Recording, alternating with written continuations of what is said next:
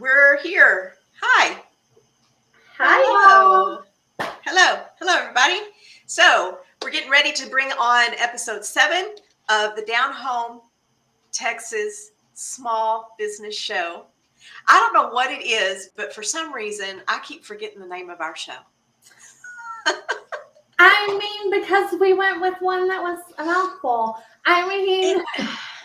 I guess I don't know, we may have to rebrand. I don't know. We're not rebranding. This fits us perfectly, even the forgetting the name of our own show. We'll stick with it. All right, I'll go with that. So, what'd you do this weekend, Amanda? Did you get up to anything fun?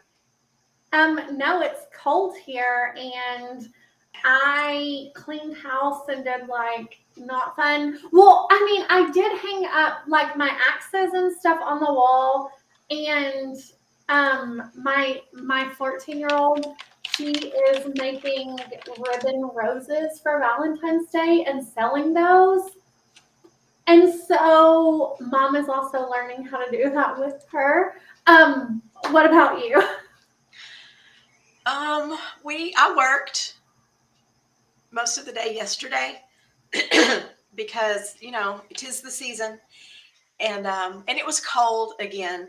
Texas is doing that bipolar weather thing where it's really cold and then it's warm and then it's cold and then it's warm. So that's just how it goes. So. You know how to avoid that? How's that? We just don't go outside. Well, okay. I don't have a problem with that. I even order my groceries to be delivered to the front porch. I don't even go to the store anymore. So, I mean, okay, so realistically, we can't avoid that here. If you hate the weather, wait 24 hours and it's most likely going to be different. But I am staying inside as much as possible. Hey, Andrew. Okay. All right. Well, are we about ready to get started? We've got a really cool guest waiting in the wings. All right, let's roll the credits. Here we go.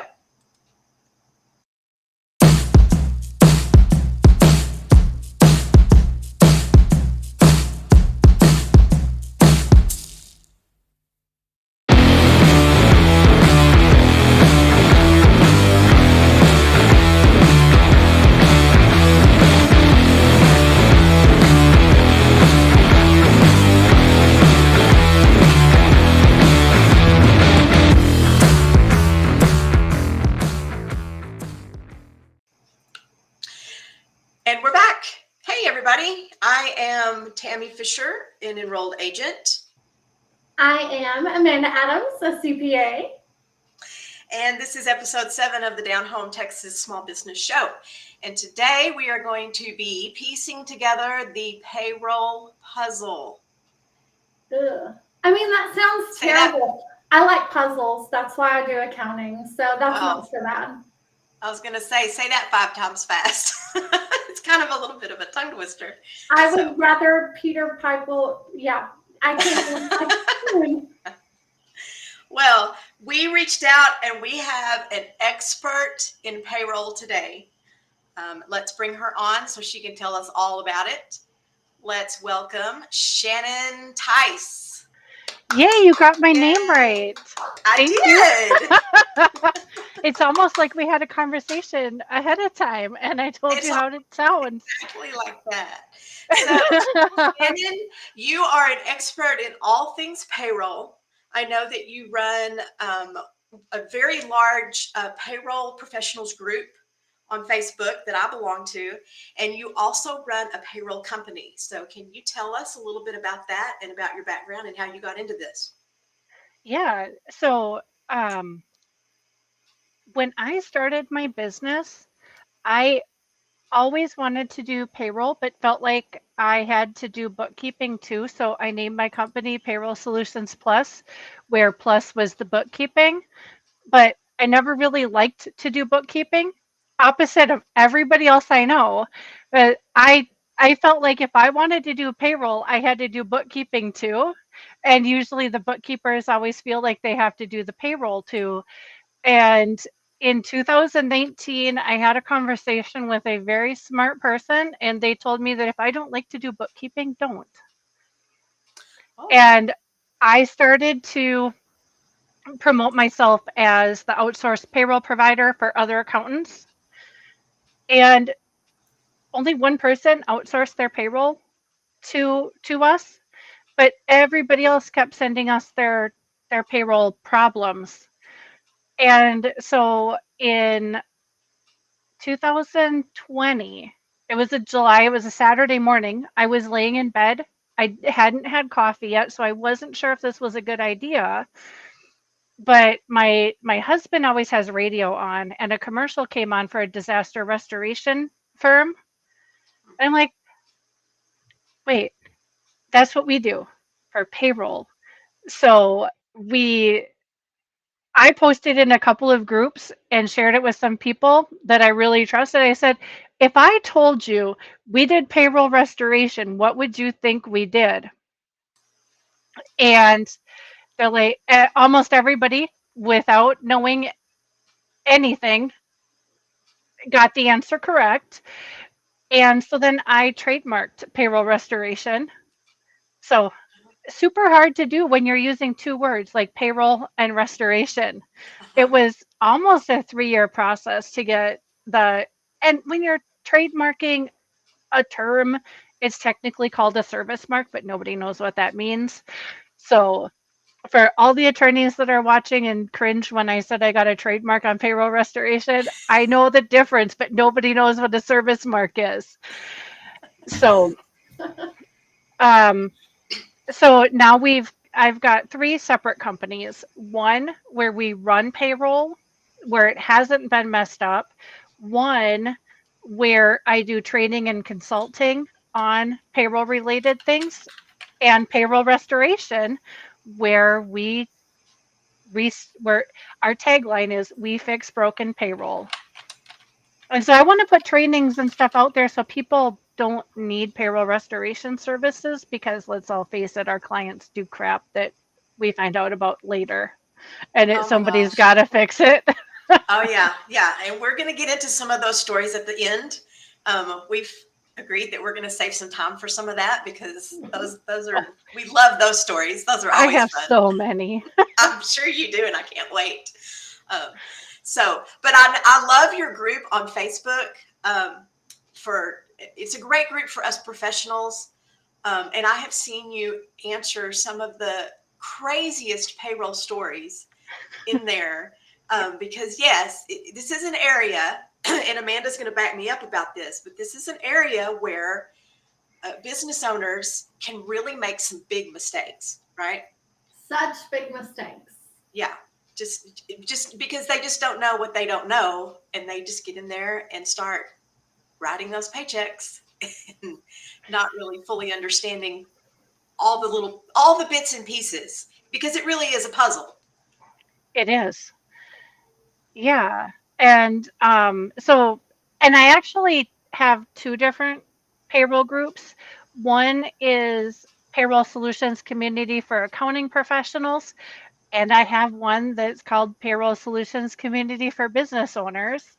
One is Oh, definitely more active than the other, but and that was another conversation I had with a really smart person. In their group, they had a mix of business owners and accounting professionals, mhm. and she said that that was one of her biggest regrets, was not having the group just be focused on one or the other, and having both groups of people in her group, was because when she's when people are asking a question, it's so hard to know, am I do I can I just speak accountant, or do I need to speak English? And then it it at one point it did lead to a lot of problems in her group, where we're all just saying, "Oh, you do this." And the person's like, "I didn't understand anything you just said." Yeah, Okay. I can see that being problematic only because like I'm in some of those groups and sometimes people come in and I'm like, do you understand what I'm about to say? Or are you, and then you never know how technical to be how straightforward to be. Yep. It's just one of those weird conundrums. I love helping. I love being a part of those groups. Accountant English, Jason. Accountant English, accountantese is not easily understood by everybody. It is. I didn't realize that you had the payroll Facebook group for business owners. Yeah, So we're going to and pop up the link to that in the chat for people. link that you put in the chat. Okay. Okay, great. Yeah, we're going to make sure that that gets up in the chat for everybody. Amanda, if you'd post that one to the LinkedIn chat for me, that would be really cool. Yeah. So let's get into it. Let's talk about, for us as professionals, it's especially for Amanda and I, we had this conversation leading into this show. The word payroll, when we talk about the word payroll with our clients, we specifically mean people that are on Payroll. a W-2. We mean employees. Is it the Right? same in your world? Oh my gosh. You know, if you ever want to see an accountant or a payroll person cringe, use the phrase 1099 employee. It's my favorite. I love that phrase. I love it. I know, because usually Starter. the words that come after that means I'm going to be getting paid fairly well. Yes. Right. That yeah. When I have clients come to me and they say, you know, oh, I've got to run payroll and I don't have anybody that we're withholding taxes for, I panic because I think I've missed something. And then I'm like, what are you talking about, payroll? And they're like, oh, you know, all the people that I have on that, all of my contractors. I'm like, okay, let's reverse. Let's go backwards. Let's talk about terms, because we're not going to use the word payroll, and we are not going to use the phrase contract employee or 1099 employee. Explain to everybody why we don't use those words. I have a whole presentation. If I will get into that with the presentation. Okay. But at first, I want to defend the people who make me cringe when they say 1099 employee, and that is because payroll software put contractors through the software, and you have to have the payroll software in order to pay the contractors their 1099. And 1099 wages is another thing that makes me cringe, because it's there are just phrases that just Yeah. set us off. So if you're a business owner, just understand that there are some phrases that just set your accountant off, because it's like, hold on, wait. I need a lot more information here when you said those words. Yeah. And you are right. There is software that we all use, and they did lump contractors in with employees. And Yep.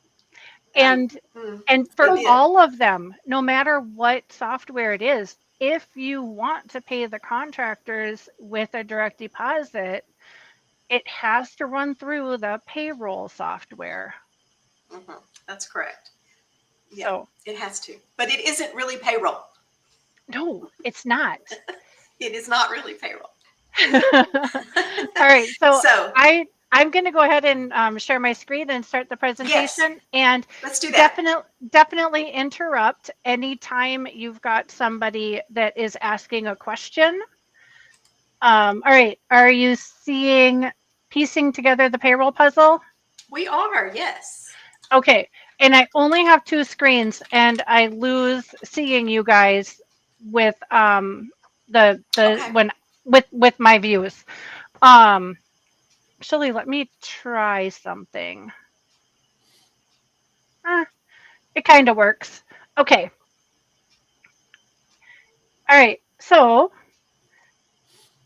a little disclaimer.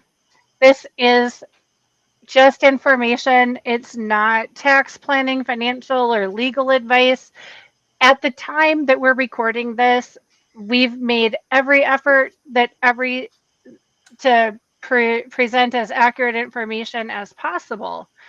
So these are just some of the things that I'm going to touch on today.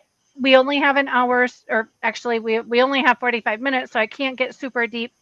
And I want to spend a lot of time on examples and answering questions on what happens if you get it wrong. Because let's face it, every there's so much confusion with the word payroll, and we've already touched on why. So, Right. you know, payroll is for W-2 employees, not contractors. We, as accounting professionals, we need to be careful when we use language because it means different things. And as when we're talking with business owners, we need to, just don't feel bad if you have to stop them and ask them a question. Because if you just keep, so many times I see a lot of accountants and bookkeepers asking in some of the professional groups, well, I don't want to ask my client this because I don't want them to think I don't know what I'm doing. I'm like, I'm not a mind reader. I have no clue what your client is doing. I would have to ask my client that question. Don't feel bad as an accounting professional to ask your client to clarify something. Um, so a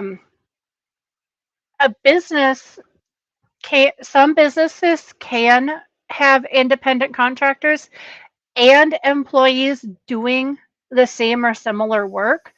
However, you have to know what your state rules are because a lot of states are cracking down.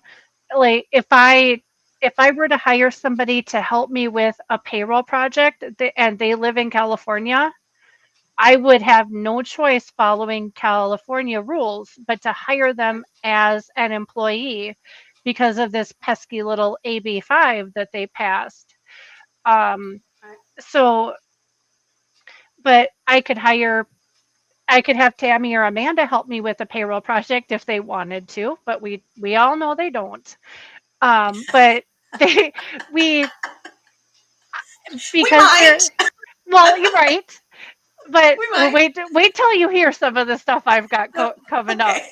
Um, we because they're in Texas. Texas doesn't have that same rule, so I could pay Tammy or Amanda's business and not pay them personally.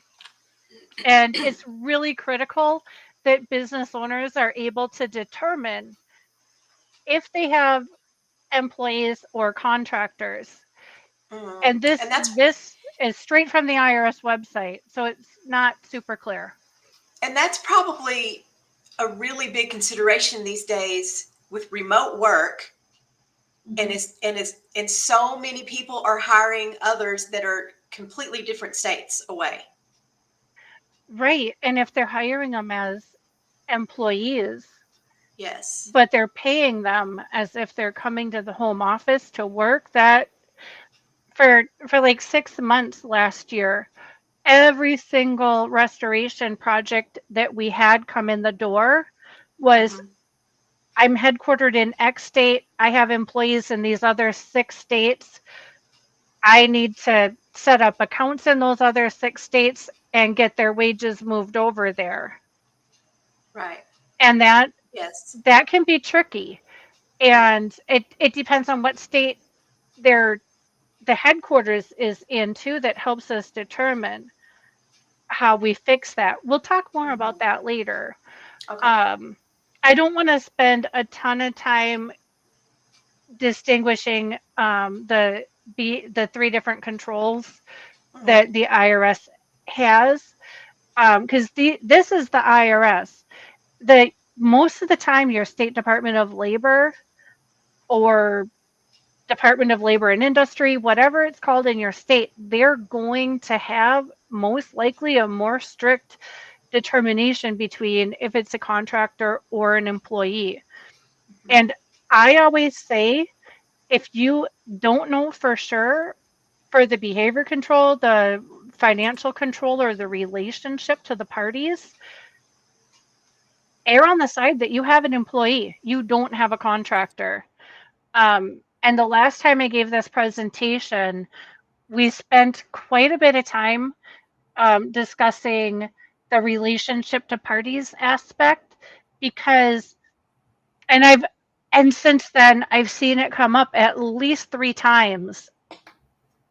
And the last time I gave the presentation was on Friday. So we if you let your contractor in the retirement plan or pay, or the group health insurance plan that your company offers its employees, chances are you don't have a contractor anymore. And the state Department of Labor or your unemployment department is going to is going to determine that as well. Even and I understand and know that a lot of professional organizations will do like a group health insurance policy for its members. And the distinction there is people are paying for the membership. They're not being paid to perform services for that organization. Okay. And that I think that's why organizations can get away with it. But I will talk more about things that I've seen coming up. Okay. So can I just butt in right here and say, yeah, absolutely. If you're questioning, you can ask the IRS. There is a form that either an employer or an employee, it's called an SS8 form, that they can fill out. Now, with everything IRS related, here's my disclaimer. You are not going to get an answer for months and months and months. It's And 6 to 18 months is their turnaround time for an SS8 currently. So therefore, 6 to 18 months. It's not going to give you a timely response, but if you want to cover and show that you are doing your best, and again, it's employer or employee. So if you've been from either side, I guess a contractor too, if they're not technically an employee, they can request a review of this. Just to be fair, it can be done, not timely, but there are options for you. Right. And probably instead of asking the IRS, I would give a call to the Department of Labor and ask them, give them the whole scenario, and they'll let you know.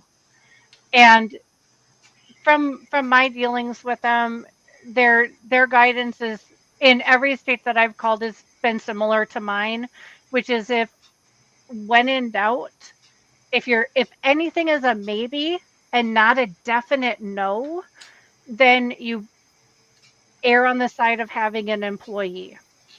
Okay. So can both sides do it with the state as well? And do you know, and this may be, I'm just asking, what happens if, say, who should be an employee is put in as a contractor and then they contact somebody? How does that resolution happen? There's usually a Department of Labor audit, and they'll look at all of your contractors and all of your employees and let you know on each one what you have. But you should be, if you call up and say, I haven't hired a contractor yet, I'm not sure if they're a contractor or an employee, give the scenario. There's usually nothing is going to happen because it's showing that you're being proactive. It's not usually the things that trigger an automatic audit are when you have a contractor that you end the relationship with and then they file an unemployment claim in their state. Right. Then the state's like, well, I don't have ABC Widget Company as an employer in this state. Then they'll collect a lot of information from the person filing the unemployment claim, and then they come to you and you have to prove that they were a contractor. Um, so an employee is someone who performs business services for the business, and the business controls what will be done, how it will be done, when it will be done, and generally provides training on how to do it. With independent contractor, my recommendation is when you hire an independent contractor, don't pay a person, don't pay a social security number, pay a business, pay an EIN, because, and then all of the contracts that you have will be with Shannon Theis, owner of Payroll Restoration, and my W-9 says that you're paying Payroll Restoration with my EIN on it. And if I were to go file an unemployment claim in Texas because Tammy or Amanda said, you know what, we don't want to work with you anymore, then they have really super solid footing to say, nope, we paid Payroll Restoration. Shannon was never an employee. We hired her because she's an expert at payroll. And but where it gets murky, and I'm going to tell you, with all of the Department of Labor audits and unemployment audits I have seen, when you pay somebody and you're paying a social security number, even if you have contracts with their business name, it almost always says that they were an employee. Right. So Yes. just be aware of that. I think we've already covered these. So I'm just employment agreements. You want to have a clear employee agreement with an employee and have a service contract with an independent contractor in that contractor's business name.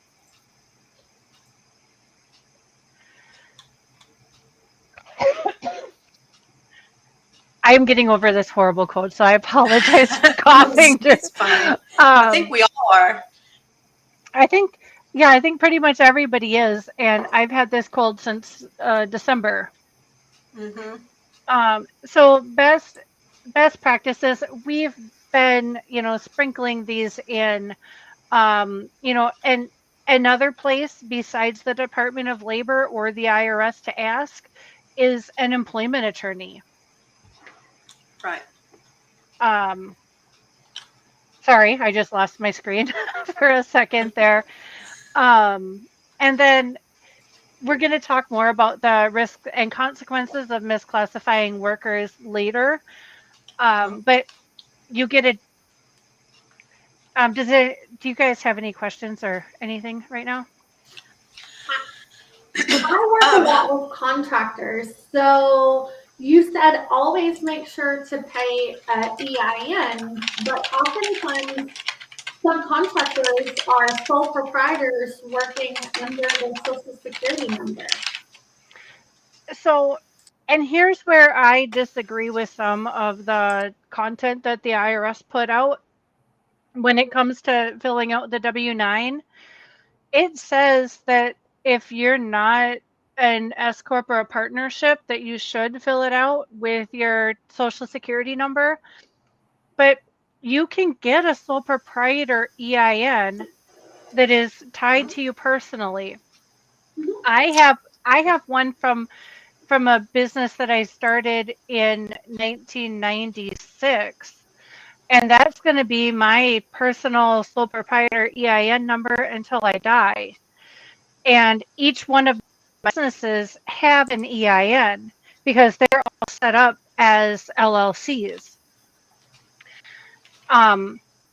You get an EIN and you put an EIN so that your social security number is protected, and it's protected against identity theft and identity fraud. So my recommendation is when you fill out a W-9, if you're a sole proprietor, put your your name on line 1, put your business name on line 2, use your EIN, and you won't get a mismatch if when you file your Schedule C, you put your EIN on the Schedule C, because then the IRS can tie everything together. Right. This No, I know that, but what happens as a my husband owns a contracting business, for instance. He can't dictate whether people that he subcontracts to use their social security number or EIN. So are you saying like you would suggest not working with those individuals? No, what I would suggest when you get that W-9 and it's got the Social Security number on it, I would give them a call and say, you know, you filled this out with your Social Security number. Do you have a business EIN? If not, do you know that they're free? So, 'cause when I did bookkeeping, I did general contractors as my niche. So I'm very familiar with the construction industry. And yeah, some people they're not they're going to just use their social security number because they're also going to handwrite on carbon copy paper their invoice and you're not going to be able to read it. But that my recommendation is to see if you can do a little counseling with them to get an EIN and use that and their business name. But definitely, if you can make the contract with their business, then that should be a little bit of a protection. Interesting. Okay, so just to recap, the definition of a W-2 employee has to do with you control where they work, when they work, how they work. How much money Yes. do you work for? Right. Whereas a contractor, you hire them to do the project or to do the thing, but you don't control exactly how they do it, and you don't tell them what hours they're supposed to work or where they're supposed to report to work. Correct. It's on them. Okay. So Right. for those, so we all know somebody, I'm sure we all know somebody who has said, oh, I hired an administrative assistant and she's going to be a 1099 and she's going to work 40 hours a week, 9 to 5. That's not really a 1099. No, and Okay. another big bit with contractors is they have to be available to sell those same services to the general public. With an employee, you can put in the contract that they can't work for other similar Yes. type of companies. That's a big one. That's a really big thing to point out. You're right. You're absolutely right. Okay. Um, so exempt versus non-exempt employees, that has to do with if you pay them a salary, are they still eligible for overtime? Exempt employees are not eligible for overtime, and non-exempt are. Correct. And we understand this because we're in the industry. Yes. I think a lot of lay people confuse this with hourly versus salary. And the language they use is I'm salary, so I don't get overtime. Right. And That's not there's necessarily true. no, and there's been a lot of big cases. I think Taco Bell got into trouble probably 10 years ago now because they didn't want to pay overtime, so they made everybody a manager and put them on salary and then made them all work 55 hours a week. So you can't do something like that. No.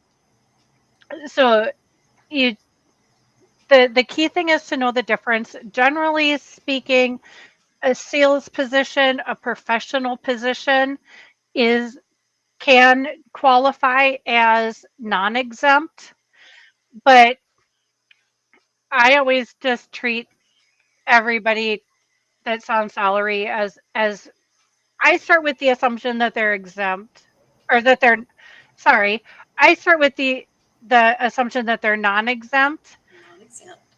and then we pay them overtime, so we still track hours. And I misspoke earlier when I said so salespeople and professionals are exempt, generally speaking, but you always want to take a look at your state Department of Labor rules as to what types of people are exempt or non-exempt.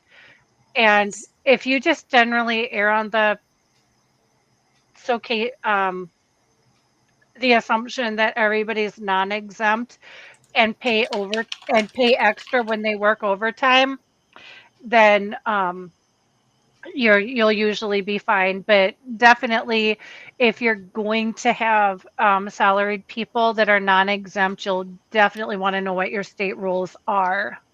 Mm-hmm. Okay. So, and then Andrew asked what location Taco Bell did that. Taco I Bell. think it was all of them. Yeah, I think so. I think it was the corporate stores. There were which so a lot of franchises will have franchise-owned stores and corporate stores. I think it was the corporate stores. I don't know that much about Taco Bell. I just remember reading that and being like, "What? Who seriously thought this was a good idea? Did they run this past an employment attorney?" I'm sure. Well, anyway, we can. We might not want to. There are things we can talk about, but we might not want to name names. So Right. I think we'll table that now. we'll table that Um, one. and then so when you put I just want to make one quick comment about owner pay Yes. that when you pay the owner, if you have owners and other employees, you do want to separate out owners pay on the books and Yes. maybe give it a different pay code because Yes. when the business goes to file their taxes, owner's pay has to be reported separate from everybody else's wages. Yes, it does. Yes. And And and there's a right and and wrong way to pay owners depending yes. on what kind of entity you are running. Yes, Yes. I have seen so many businesses where the owner was an LLC. They didn't know any better. Whatever big name popular software payroll software company out there was more than happy to take their money and let them put themselves on payroll On payroll. incorrectly as the only employee. So you Yes. there is a big distinction between a payroll service and payroll software. So always the payroll software is they might be able to guide you some, but they are definitely not payroll experts. The people that you talk to at most of these payroll software or companies know how to make the software work. They don't know Hmm. the different state rules and regulations. Right. Absolutely correct. Yes. And we already talked about, the W-2 payroll, Hmm. payroll taxes. Hmm. When you pay an employee, the employee pays half of their FICA, which is Social Security and Medicare, and the business pays the other half of the employee's Social Security and Medicare. They also pay federal and state unemployment. Depending on what state you're in, the state unemployment could be high.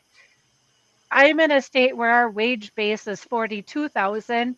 Tammy and Amanda are in a state where the wage base is 11 or 12,000.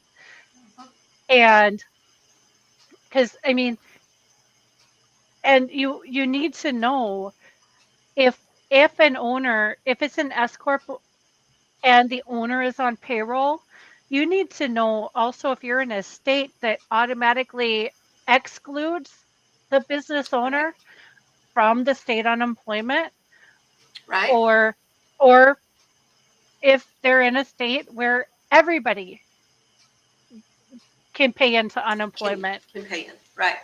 Right.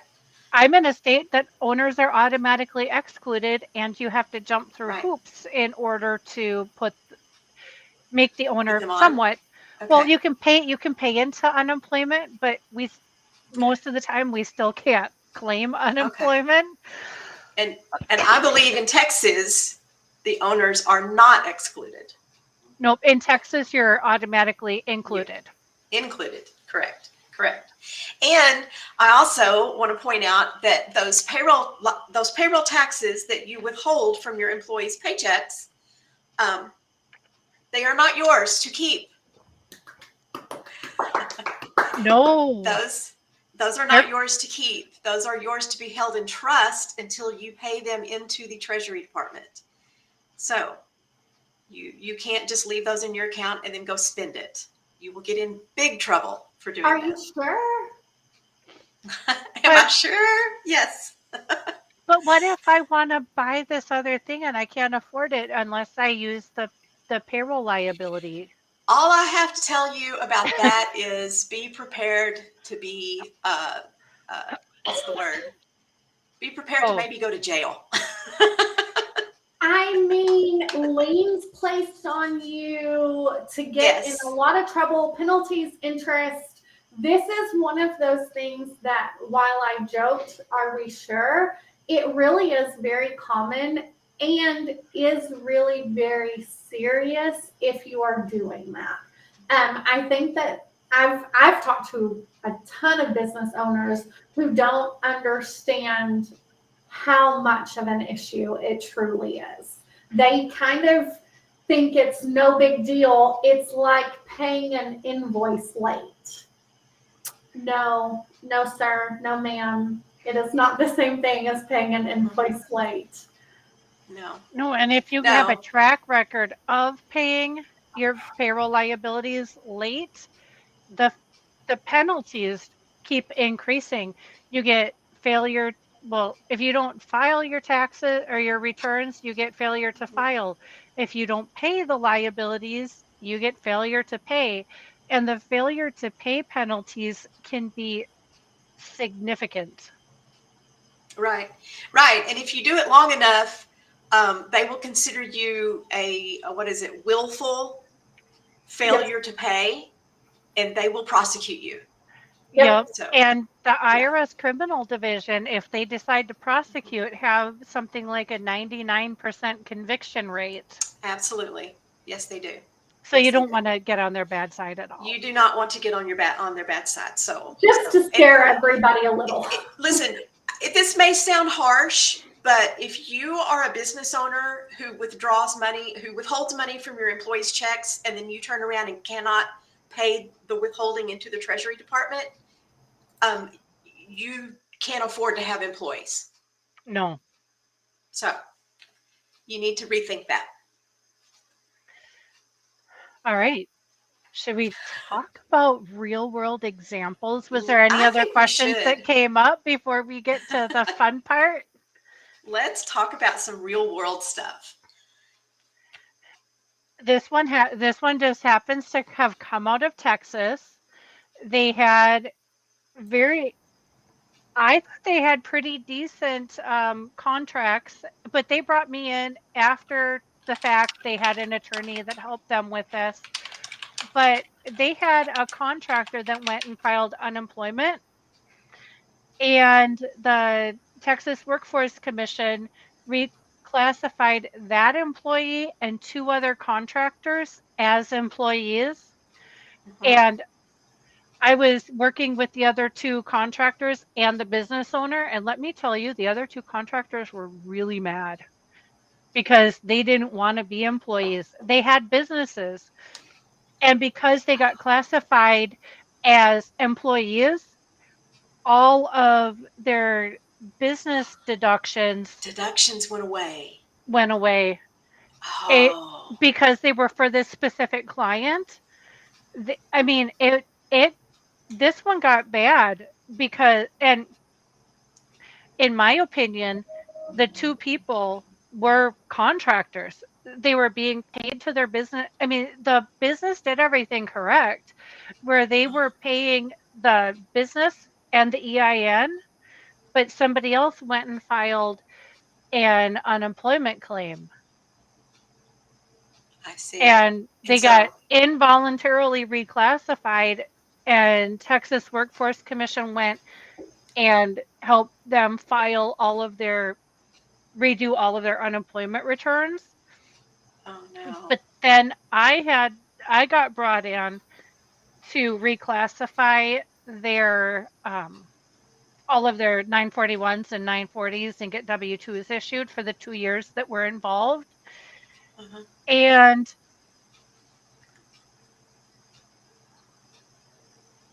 oh my gosh, I really literally just completely lost what I was going to say. Okay, Um, quick question. Can those contractors oh, appeal that? they did, and they lost.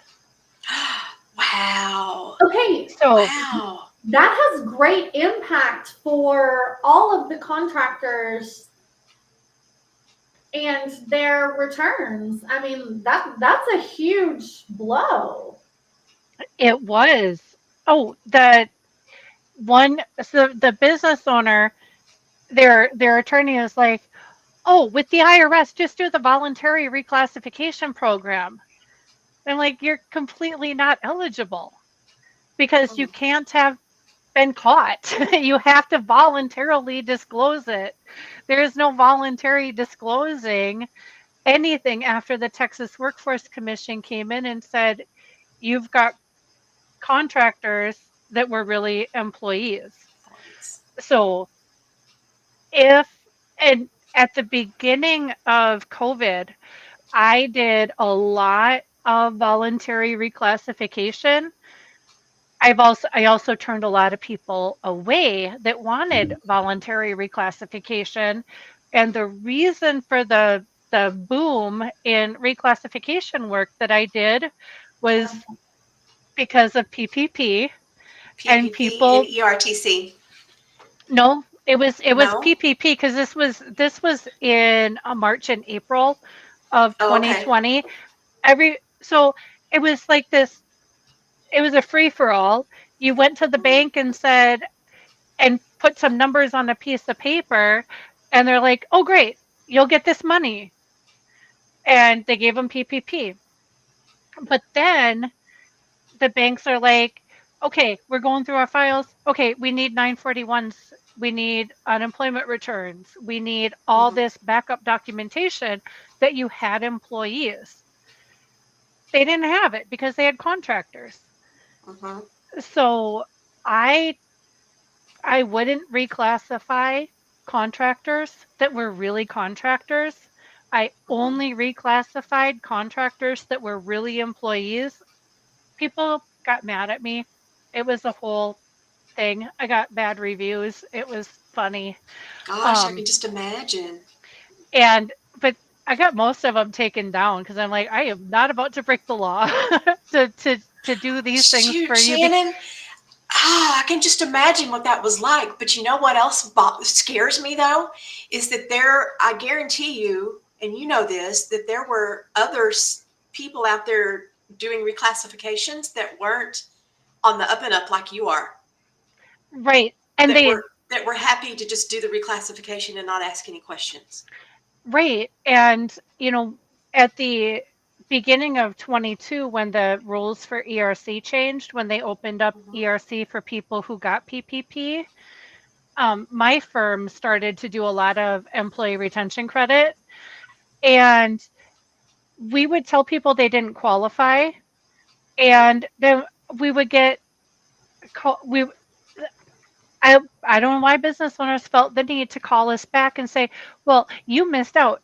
I got this much ERC and blah, blah, blah. And I'm like, you don't qualify. Don't, you obviously have my number. Don't forget to call us when you get audited by the IRS. No, Right. please don't call me when you get audited by the Right. IRS. No, well, I did ERC, I'm like, I will gladly tell the IRS you don't qualify. But and then we get calls from the client CPA because a lot of the tax professionals were referring their clients to us because they didn't want to do it themselves. And I got one Facebook message, and the guy's like, I thought you said my client didn't qualify. How come they got an ERC check? I'm like, maybe you should ask your client because we didn't do anything for them. We did. And we, It's crazy. it's sometimes we really want to help these people, Uh-huh. but sometimes there was really nothing that we can do. Uh-huh. Right. And, you know, some of the other issues with the misclassification is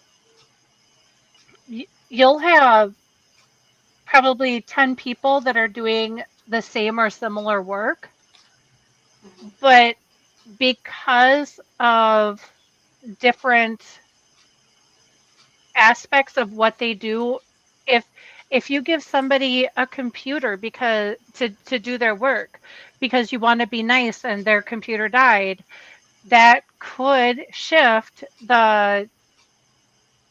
it from being a contractor to being an employee. And because of what we do, everything is so secure. Uh-huh.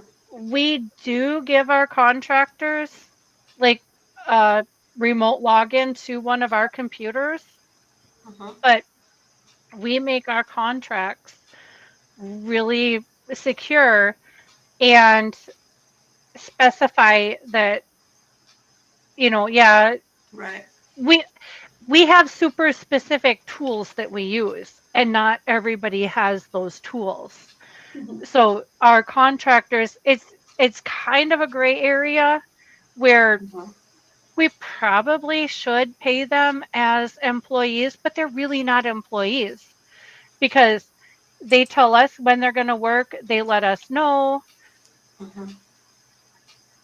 But can't that same flexibility, and just throwing this out there, can't that same flexibility exist for an employee? I've been a bona fide employee and been able to say, I only work in these hours, or I only work, and my point to that is, it is a very complex when we're dealing with it. And so looking at one minute detail makes it hard to decide, and you have to look at the broader picture. Right. Yeah, because with our employees, we give them a Google Calendar and they tell us when they're working Mhm. because we do have that flexibility. Uh-huh. Um, but I guess my point with the contractors is we we pay our contractors business, and everything is very clearly laid out that these are the tools that you have to use, but other than that, everything else you're bringing. So, question, are there things that you can put in your contracts? Are there other requirements that they can do to help make that determination 100%? I The know what it is. the So, best thing, the best recommendation is to talk to an experienced employment attorney in the state that you're hiring the employee. Not it, you have to have a employment attorney in your state and talk to one that also works in the state that I said employee, the state you're hiring the contractor.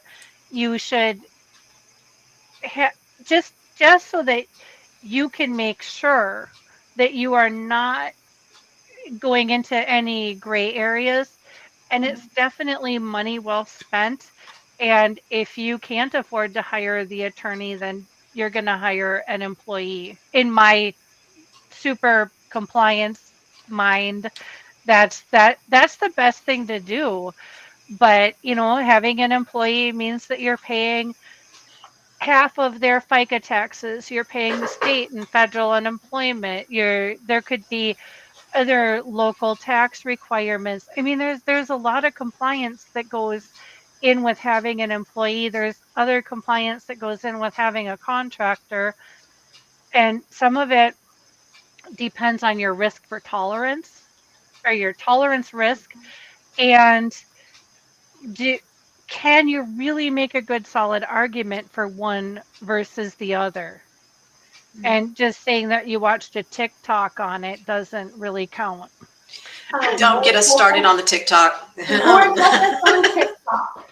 Okay, No. I have one last follow-up. Have you seen any issues in the realm of like fractional work? Has fractional positions made this more complex that you have seen?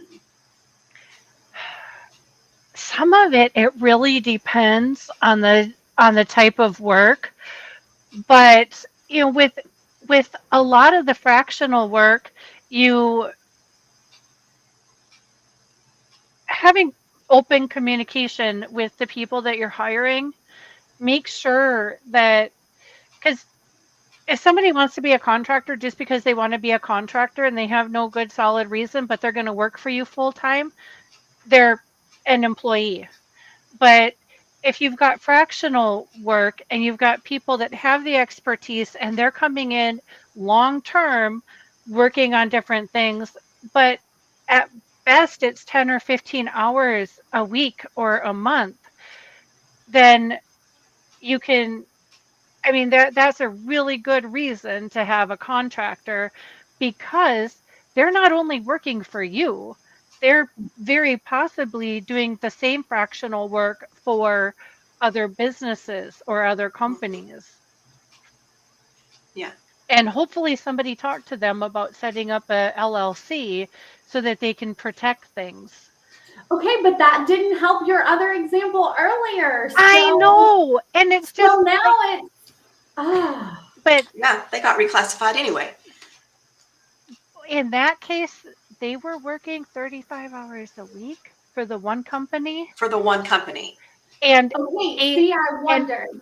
yeah, and Mm. but even still, they were also working for other people too.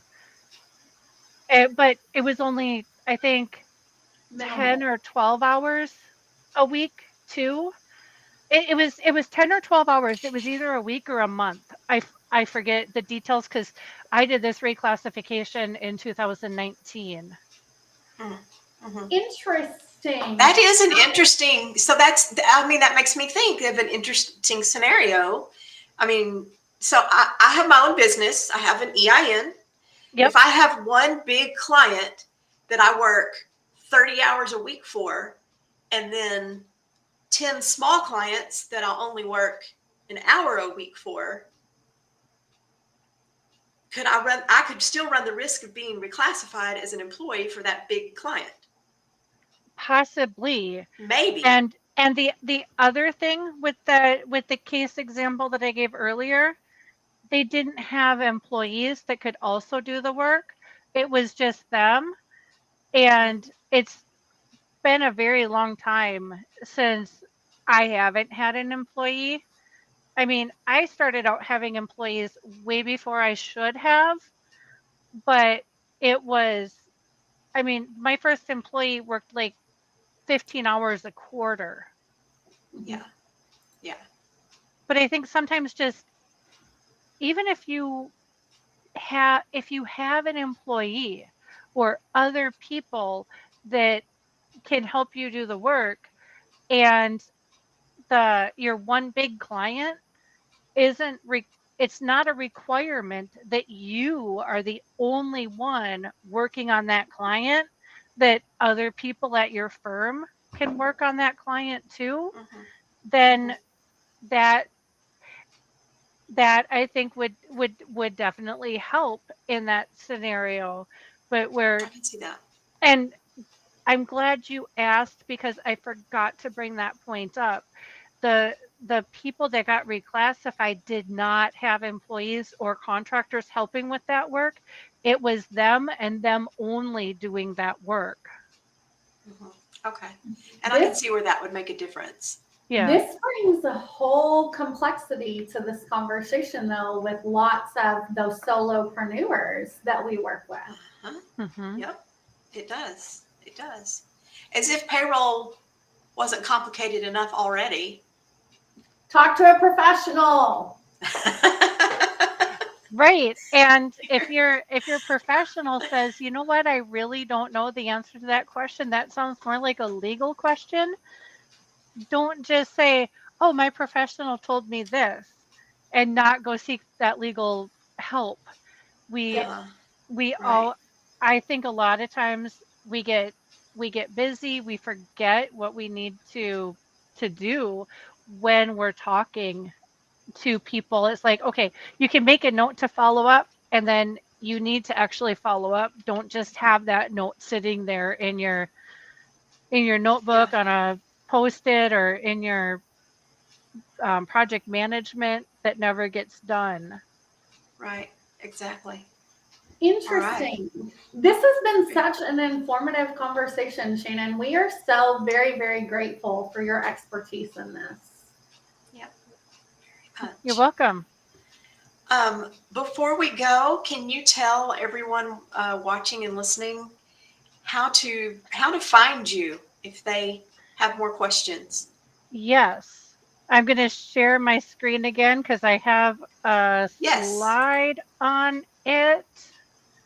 Um, okay. There we That's not I I can't find my PowerPoint slide controls. Here we go. I found Uh-oh. them. I've got resources. I'll make this clickable power or PDF that we can post other places. But Okay. you can email me, or you can, if you think you want to schedule like a paid consultation, you can go to courses.dodconsultingllc.com. I just realized there's a typo on here. Courses will take you to my courses, but Okay. if you type in /support, that'll take you to my where you can buy the paid consultation. Okay. I do calls on Thursdays Uh-huh. using the calendly.com /payroll restoration /15 MIN, or you can call my office. Great. All Good. right. Well, you may receive an influx of calls. We've been So, getting a ton of influx of calls for ERC mhm. because the Congress has decided they might be ending that at the end of the month, but they're not going to let us Yeah. know until the 29th that it's going to end on the 31st. So Mhm. if you are a business owner and haven't already um, verified whether you're eligible or not for ERC, you can call our office or use the calendly.com /payroll restoration /Alex to talk to Alex about your ERC. Okay. I didn't Good. intend to promote that when we scheduled this, but with given the scenario that they're going to end it more than a year early, I Uh-huh. Good to know. yeah, it's Yeah. just No, I don't agree that's with good it, to but know. Yeah. yeah, Yeah. Well, I mean, there are businesses out there that legitimately qualify, and there those are the are ones that we want to get them in that system. So Yes. absolutely it's a good deal. All right. Well, do you have any parting words for anybody? no. I just if if you have any questions, don't hesitate to call the office. Uh-huh. Emailing me, you're going to get something that says I don't really look at my email, but I still put it out there because we do still look at our email. We use secure portals to communicate with our Uh-huh. clients, so that's where we spend most of our day is in our portal and not really in email. But Okay. I from 9 o'clock until 5 o'clock, Central Time, I always have somebody answering the phone. Great. That's good. Okay.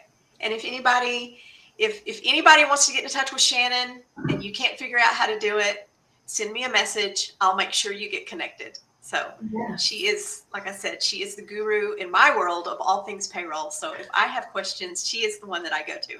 So, all right. How about you, Amanda? You have some parting words until next time? Really, guys, talk to your professionals. Make sure that you are vetting your professionals well. I feel like I always say the same thing, but not all professionals are made the same, and not all of them are ethical and doing the right thing. And they may be engaged with you now, but when you get into trouble a few years down the road, maybe nowhere to be found.